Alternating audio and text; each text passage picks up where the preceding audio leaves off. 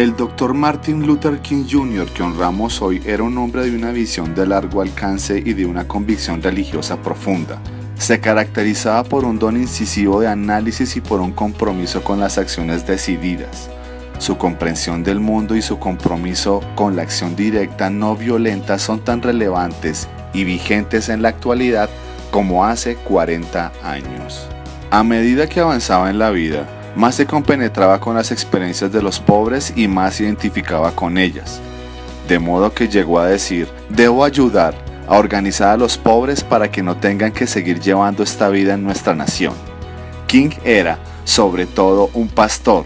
Consideraba esas cuestiones en términos de sus consecuencias para los más pobres, los más débiles, los más vulnerables del país y los más pobres de otros países, en especial el caso del conflicto con Vietnam. Luchó por el hecho de que los hombres y las mujeres de color expresaran su indignación, su frustración, su desesperación. Luchó por el derecho al voto y los derechos civiles. Ese era el ámbito mayor en el que King se ubicaba a sí mismo y de muchos de los que participaban en el movimiento, trabajando por la transformación de una nación. Cuando alguien decide que debe ir a trabajar con los basureros, aunque tenga un doctorado en teología, es natural que lo traten de loco, y Martin sufría de una locura magnífica. Quiero recordar lo que dijo el gran rabino Abraham Joshua Heschel 10 días antes de que asesinaran a King.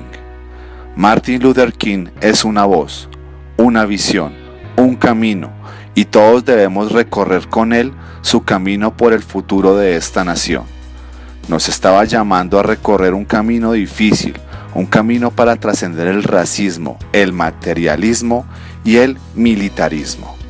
Martin estaba dispuesto a vivir con la tensión de reconocer que el movimiento había producido cambios magníficos en el país, pero que al mismo tiempo iba a seguir presentando una fuerte resistencia a renunciar al racismo, al materialismo y al militarismo. Pocos se atreverán a transmitir lo que dijo en la iglesia de Riverside en la ciudad de Nueva York. Allí, un Martin más maduro y sabio no habló de los sueños, sino de las realidades de las injusticias sociales y económicas, del militarismo estadounidense rampante y de la pesadilla del racismo blanco.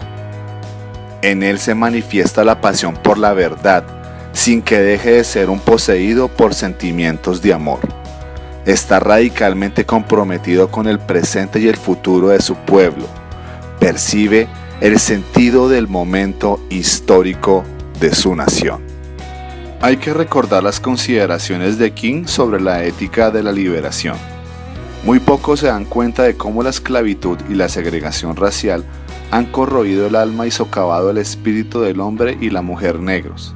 Es aquí donde sobresale Martin Luther King, el vidente que no se detiene en la periferia de los problemas, sino que penetra la realidad, va a la raíz misma, enfatiza en la lucha por la liberación plena y la libertad anhelada.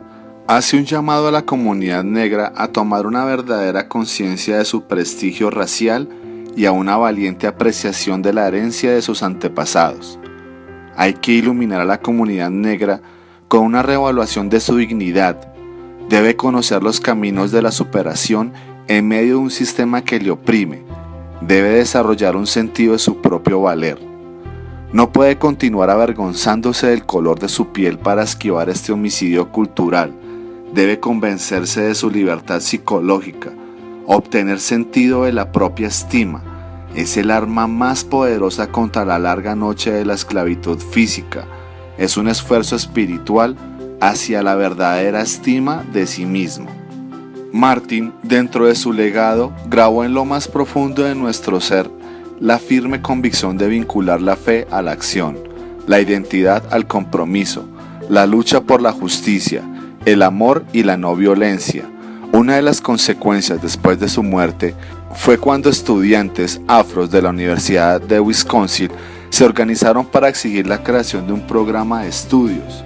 En su lucha, apoyada por muchos estudiantes blancos, sentó las bases para una huelga generalizada en la universidad, logrando triunfos como la creación de un departamento de estudios afroamericanos. El Dr. King logró trascender las divisiones de raza, clase y nacionalidad para transformarse con el transcurso de su vida en un luchador a favor de la justicia económica y social para todos los pueblos del mundo.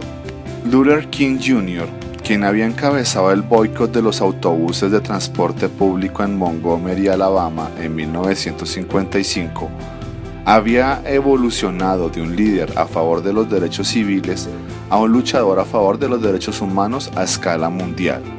King combinaba sus creencias religiosas con un análisis concreto de las condiciones sociales y una búsqueda de su transformación. Abogaba también por una revolución de los valores y por un nuevo orden mundial. Históricamente, cuando enfrentamos la cuestión racial de frente, se unieron por primera vez los trabajadores semicalificados y no calificados blancos y negros. Nacieron los movimientos feministas, lesbianos y otros, porque también se sintieron libres para decir la verdad sobre sí mismos y decir la verdad sobre el sufrimiento que les causaba el patriarcado, el heterosexualismo, la homofobia. Tenemos que desafiar a las élites de nuestros países que conspiran para violar nuestros derechos humanos y para beneficiarse de la explotación de nuestro trabajo, nuestra tierra y nuestros recursos naturales. Tenemos una base común para emprender una lucha conjunta en contra de los impactos negativos de la globalización y a favor de la justicia social y económica para todos. Esta es tal vez una de las tareas más urgentes de nuestro tiempo.